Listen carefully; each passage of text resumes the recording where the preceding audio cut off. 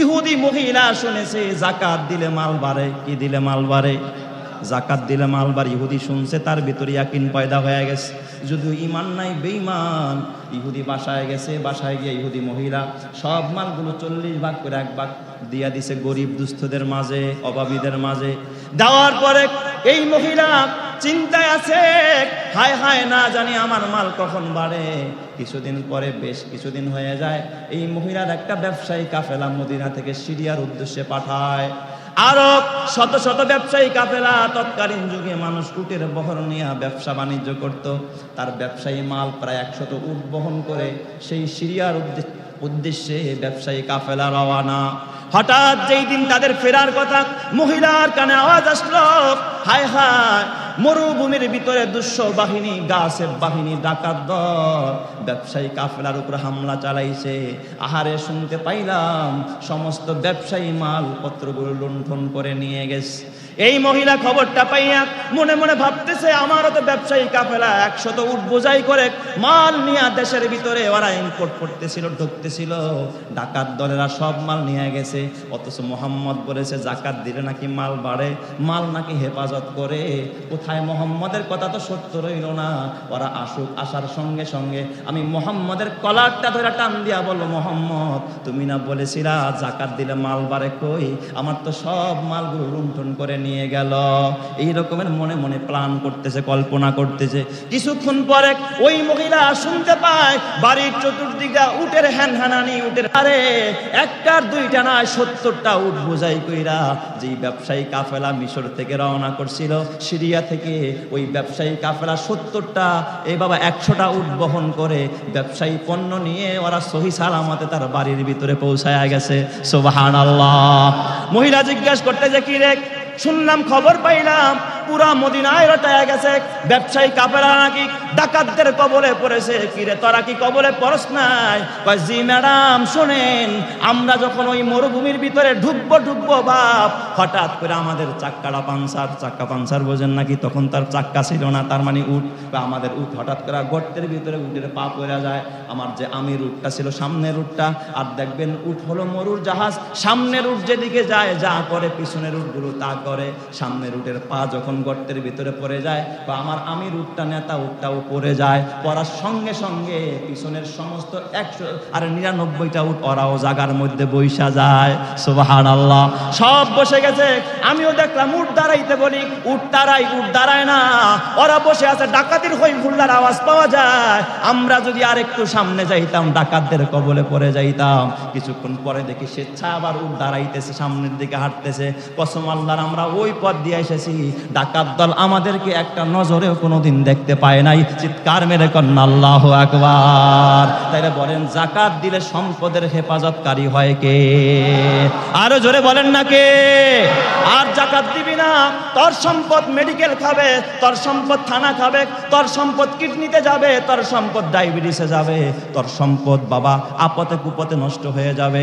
এই জন্য বাজান, আপনাদের হাতে পায়ে ধরে বলি, নামাজ যেমন ফরজ, জাকাত তেমন ফরজ, রোজা যেমন ফরজ, জাকাত তেমন ফরজ, হজ যেমন ফরজ, জাকাত তেমন ফরজ। কেউ যদি নামাজ না পড়ে জাহান্নামে জ্বলতে হবে। কসম আল্লাহর, জাকাত না দিলেও তাকে জাহান্নামের আগুনে জ্বলতে হবে। কথা ঠিক কিনা? ও আমার দোস্ত, বিশ্ব নবী, রহমতে আলম নবী, একদিন মদিনার মসজিদে একামত হয়ে গেছে। নবীজি নামাজে দাঁড়াবে, একামতের পরে শুধুমাত্র আল্লাহু আকবার বলা বাকি। নবীজির মেহরাবের ভিতর দিয়ে পকেট গেট ছিল, হুজরার ভিতরে যাওয়ার। একামত হয়ে গেছে, একামত শেষ, সবাই অলরেডি হাত উঠাইছে। নবীজি আল্লাহু আকবার বললে ওরা হাত বানবে। ইতিমধ্যে রহমতে আলম নবী সোজা মেহরাব থেকে বের হয়ে গেছে। সুবহানাল্লাহ। সাহাবায়ে কেরাম আশ্চর্য হয়ে গেল, হায় হায়, ইমাম সাহেব কই গেল? কি বলেন, আপনাদেরকে রাইখা যদি আমি এইভাবে একামতের পরে খান দিয়া বের হয়ে যাই, আপনারা থাকবেন না ভাগবেন? ইমামের বিরুদ্ধে সমালোচনা হবে কি হবে না? এই জোরে কোন হবে কি হবে না? ইমাম তারাও ইমাম চলবে না। আমাদেরকে ভোগায়, আমাদেরকে ডাইকা কই গেছে বইলাও গেল না। নবীজি আমার ভিতরে বসে আছে, সাহাবায়ে কেরামের ভিতরে কোনো আওয়াজ নাই, চুপচাপ সাহাবায়ে কেরাম মসজিদে নববীর ভিতরে দাঁড়িয়ে আছেন। কিছুক্ষণ পরে নবীজি আমার আবার আসতেছে, যাওয়ার সময় চেহারাটা মলিন, আসার সময় চেহারাটা খুশি। নবীজি অনেকক্ষণ পর আইসা আল্লাহু আকবার বলে নামাজে দাঁড়ায় গেছে। নামাজ শেষে সাহাবায়ে কেরাম আদবের সাথে বলতেছে, ইয়া রাসূলুল্লাহ, ইয়া হাবিবাল্লাহ, ওগো নবীজি, এমন দৃশ্য, এমন কাণ্ড তো কোনোদিন দেখি নাই, আপনি কেন একামতের পরে বের হয়ে গেলেন?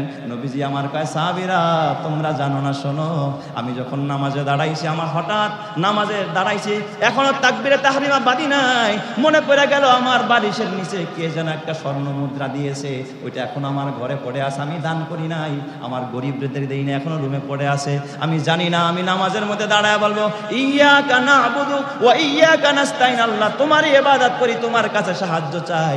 আমার বালিশের নিচে স্বর্ণ থাকলে তো এই কথা আমার দিল থেকে আসবে না, কারণ আমার তো স্বর্ণ আছে।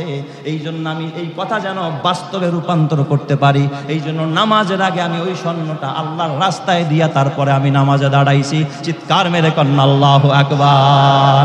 এ মুসলমান, তোমাকে তো সব দিতে বলি নাই, আল্লাহ তো সব দিতে কয় না, মাত্র শতকরা 2.5 টাকা দিতে কয়, 97.5 টাকা তুমি খাইবা, ওটা হালাল টাকা, ওটা নিজে খাও, সন্তানরে খাও, বিবিরে খাওয়াও, আল্লাহ কি পরিমাণ বরকত দিবে। আর যদি যাকাত না দাও, আল্লাহর কোরআন বলে, ওয়াল্লাযীনা ইয়াকনিজুনা আয-যাহাবা ওয়াল ফিদ্দাতা ওয়া লা ইউনফিকুনাহা ফি সাবিলিল্লাহ ফাবাশশিরহুম বিআযাবিন আলীম। আল্লাহ পাক বলে, যারা স্বর্ণ রূপা জমায়, এই মালের কোনো যাকাত দেয় না, আল্লাহ পাক বলে, হে নবী, ফাবাশশিরহুম বিআযাবিন আলীম, তাদেরকে বেদনাদায়ক, কষ্টদায়ক শাস্তির আপনি সুসংবাদ দেন।